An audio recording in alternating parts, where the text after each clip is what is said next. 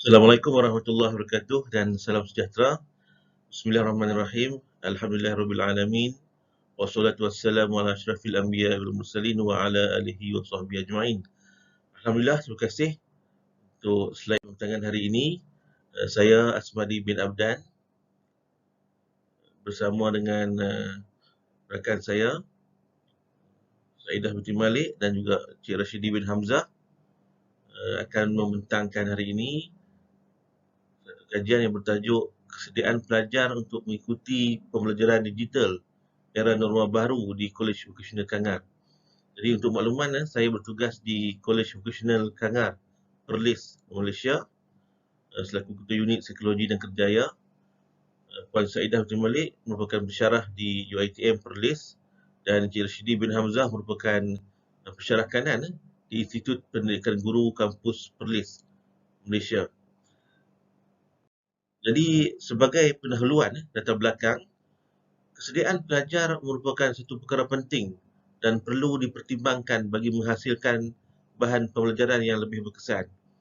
Kesediaan pelajar dapat memastikan bahan pembelajaran yang dihasilkan menepati kehendak dan keupayaan pelajar bagi menghasilkan pembelajaran yang efektif. Namun begitu, elemen kesediaan pelajar mestilah bersesuaian dengan elemen bahan pembelajaran yang ingin dibangunkan. Jadi tujuan kajian ini adalah untuk meneroka dan menentukan kesediaan ataupun penerimaan pelajar yang mengikuti program-program di Kolej Vocasional terhadap komponen pembelajaran maya. Jadi untuk makluman, di Kolej Vocasional Kangar saya terdapat 12 program ataupun disebut kursus di tempat-tempat lain. Penyataan masalah. Jadi PNP ataupun pengajaran dan pembelajaran yang dijalankan tidak dapat dilaksanakan dengan baik kerana masalah pelajar yang tidak hadir. Ini menyebabkan masalah kerumitan ini berlaku. Yang keduanya, pelajar hadir tetapi tidak sepenuhnya. Dia on-off. Jadi kehadiran tidak sepenuhnya. Dan yang ketiga, pelajar hadir tetapi tidak berfokus kepada PNP. Maksudnya, apabila disoal, ditanya oleh guru ataupun pensyarah, maka pelajar tidak memberikan respon. Ini menyebabkan mereka tidak berfokus kepada PNP. Serutan kajian yang lepas, menurut Profesor Dr. Zainuddin bin Abdul Manan dalam satu forum kesediaan mahasiswa dan universiti dalam pengajaran dan pembelajaran semasa COVID-19 yang dianjurkan oleh Institut Graduan Tersedia Kehadapan UTM ataupun ILIC, menyatakan bahawa konsep inklusif dalam konteks PDP baru ini yang dimaksudkan adalah penyaluran material pengajaran kepada pelajar. Dan kaedah penerimaan oleh pelajar adalah berdasarkan kepada konsep kendiri, iaitu para pelajar perlu bijak mengolah maklumat tersebut dalam pembelajaran secara safe-paced dan remote learning.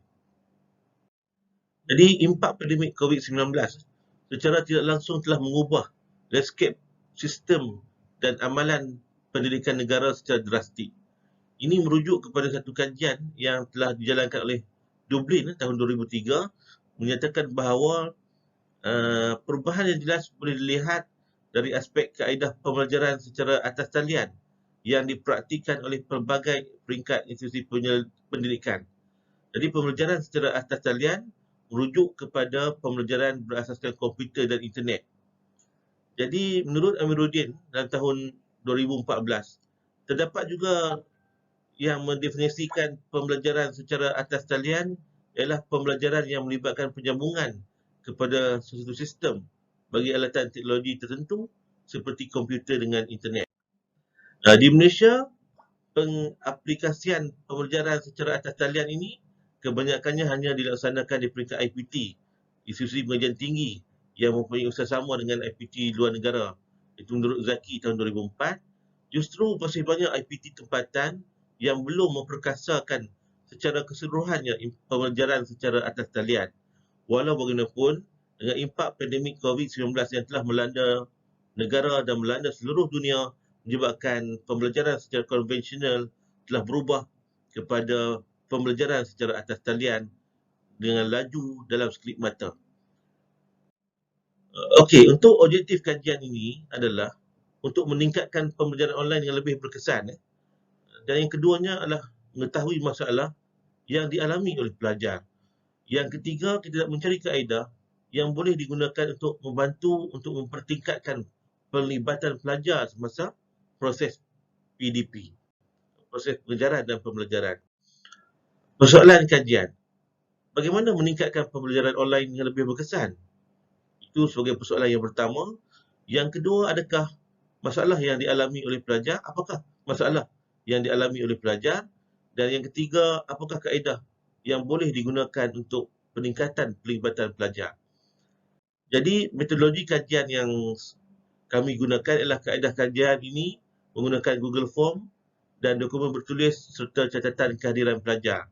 Seramai 368 orang sampel kajian daripada Kolej Vocational Kangar Perlis, dan instrumen kajian adalah berbentuk borang soal selidik melalui Google Form, dan kesahan dan kebolehpercayaan instrumen ini telah disesuaikan daripada kajian yang telah dijalankan oleh Kolej Komuniti Lahad Datu, Sabah, Malaysia bagi pembelajaran secara atas talian. Jadi kaedah analisis data ini dijalankan menggunakan skor peratus. Menggunakan skor peratus. Okey, kita pergi kepada dapatan kajian. Dapat 10 soalan yang kita timbulkan di sini. Yang pertama, rumah ataupun tempat tinggal saya mempunyai akses internet. 78.3% menunjukkan bahawa akses internet terdapat di rumah pelajar masing-masing.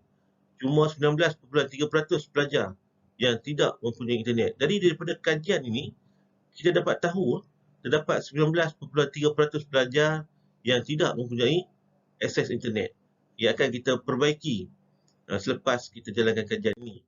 Yang kedua, saya mempunyai peranti berikut. Jadi, apakah peranti-peranti yang digunakan oleh pelajar? Jadi, pelajar boleh menjawab lebih dari satu jawapan, dan telefon bimbit merupakan peranti yang paling popular di kalangan pelajar, iaitu terdapat 98.9%. Dan tablet hanyalah 12 orang sahaja ataupun 3.3%. Dan yang kedua adalah komputer riba sebanyak 51.1%.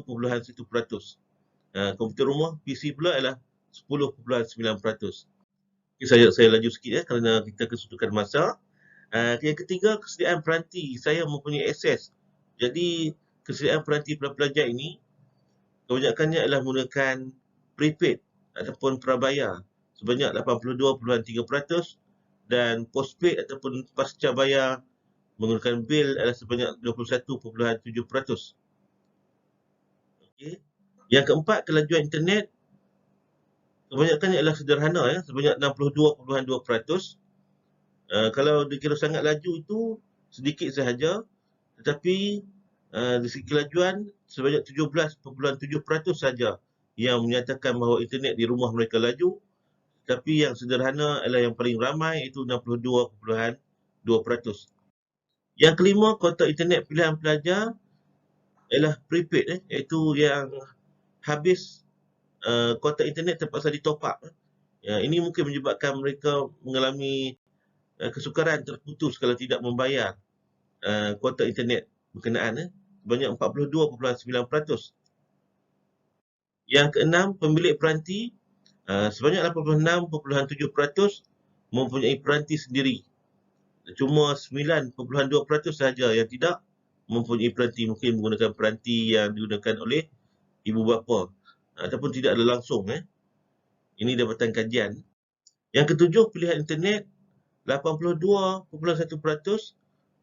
mereka perlu berebut-rebut, iaitu tidak berebut-rebut. Maafkan saya, 82.1% tidak perlu berebut-rebut, maknanya mereka mempunyai peranti sendiri. Cuma 17.1% sahaja yang terpaksa berebut-rebut, mungkin dengan adik dan juga ahli keluarga untuk menggunakan internet. Seterusnya adalah perasaan suka menggunakan pembelajaran online di rumah. Sebanyak 58.4% suka. Para pelajar ini suka menggunakan pembelajaran online di rumah. Daripada guru, hanyalah 38.6% yang tidak suka menggunakan pembelajaran baru online ini daripada guru di rumah. Jadi pilihan aplikasi internet yang paling disukai, yang paling popular di kalangan pelajar adalah Google Meet sebanyak 59%, Uh, Instagram sebanyak 23%, Zoom 15% dan 3% suka menggunakan WhatsApp. Ini menunjukkan Google Meet menjadi satu kesukaan di kalangan pelajar untuk menggunakan internet semasa aktiviti PDP, pengajaran dan pembelajaran. Jadi kesediaan pelajar untuk mengikuti pembelajaran online di rumah, sekiranya dijalankan pembelajaran online di rumah, sebanyak 76.4% pelajar mahu menggunakan pembelajaran online di rumah. Cumalah 18.5% sahaja pelajar yang tidak suka menjalankan pembelajaran online di rumah. Jadi sebagai perbincangannya, kesediaan pelajar untuk mengikuti pembelajaran maya amat penting supaya PNP dapat dijalankan dengan baik. Pihak berwajib dapat menyediakan kemudahan seperti peranti, capaian internet dengan lebih baik dengan menggunakan dana yang ada daripada kerajaan, tabung kebajikan, daripada NGO ataupun menggunakan tabung PIBG. Di sekolah ini itu Persatuan Ibu Bapa dan Guru. Dan pihak pengurusan berwajib patut menyediakan perkhidmatan yang lebih efisien dan kondusif supaya PNP berjalan dengan lancar. Jadi guru perlu lebih kreatif dalam menggunakan aplikasi yang ada dengan pelbagai audio visual untuk menarik perhatian pelajar, audio visual pula yang berbentuk interaktif dan melakukan inovasi pengajaran secara digital untuk menarik minat pelajar. Jadi sebagai kesimpulannya, kebanyakan guru menggunakan kaedah lama dan biasa untuk PNP kerana sebahagian besar guru terdiri dari mereka yang berada dalam kumpulan generasi X dan Y. Seperti saya jugalah. Jadi manakala golongan yang pelajar hari ini adalah mereka yang kumpulan pelajar milenium yang berada dalam suasana kepesatan teknologi digital dalam kehidupan seharian mereka. Ini seperti sabda Rasulullah SAW, ajarilah anak-anakmu sesuai dengan zamannya kerana mereka hidup di zaman mereka, bukan pada zaman kamu. Sesungguhnya mereka diciptakan untuk zamannya, sedangkan kalian diciptakan untuk zaman kalian. Jadi berdasarkan kajian ini, kita dapat memperbaiki dan mempertingkatkan keupayaan guru untuk disukai oleh para pelajar dan memberikan kesediaan para pelajar ini lebih berkesan dalam mengikuti pengajaran dan pembelajaran. Jadi saya ucapkan terima kasih kepada pihak yang telah memberikan peluang untuk saya dan juga rakan membentangkan dalam pembentangan ini, dan saya ucapkan terima kasih. Sekian, wabillahi taufiq wal hidayah. Assalamualaikum warahmatullahi wabarakatuh.